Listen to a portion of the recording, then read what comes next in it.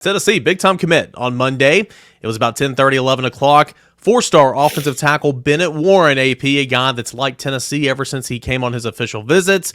Michigan, very, very close in this one, but Tennessee gets a really nice prospect at offensive tackle, a position of need. Yeah, 100%. And, Tennessee needed, to start building the offensive tackle depth on this team. Bennett Warren provides just that. Tennessee did a really nice job on the OV in June. He fell in love. He's been all since then. Now it's taken a little bit of time to get to the point of pulling the trigger here at the end of July as we now reach the first day of August. But at the same time, Bennett has been super pro Tennessee and just a huge get for Glen Elarbee, huge get for Josh Heupel, and again just to build depth.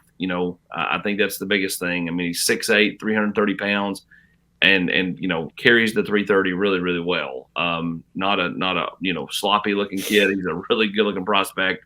And again, no one walks in the door just ready to play as a freshman. But how quickly can he get himself into the mix? I think that's one of the big things we'll be watching once he arrives.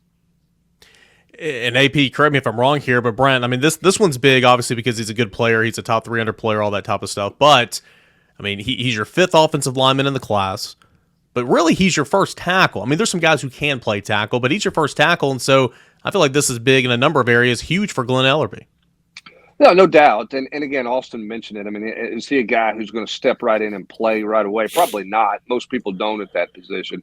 At some point, though, Tennessee's got to recruit well enough, Austin, at that position that they're not in portal, in the portal every year throwing whatever NIL that they can at somebody to land a must-need instant plug-and-play tackle. You want to get to where you've got enough depth that you don't have to rely solely on the portal at that position, like it feels like they've kind of had to with Mincy and now Campbell, and obviously they took a flyer on J.J. Crawford when they first got here, and he's turned out to be okay.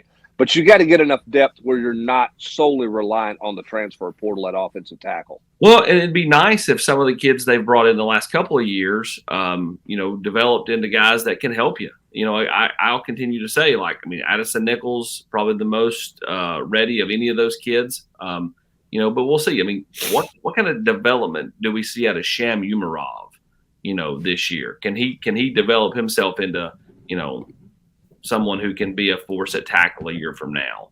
Kind of what happens, on that, on the offensive line going forward. I think you need a couple of those guys to take a step, even if you're not counting on them to play a bunch of snaps this fall, you need them to take a step as guys that, okay, we've got an injury, this guy's going in, and we don't feel like there's a dramatic fall off. Yeah, and a guy that you can look at and say in 24, we think he is a plug and play guy in 24. We've got a year to get him ready. We believe that he's going to be able to step right in and play in one of these vacated positions they're going to have on the offensive line after the 24 season. That's the storyline for this fall that has nothing to do with this season, unless you have a rash of injuries. If you stay healthy, you don't have to have those guys, but you have to know who can help you right away, because that's going to dictate a lot of what you do portal-wise come December and January.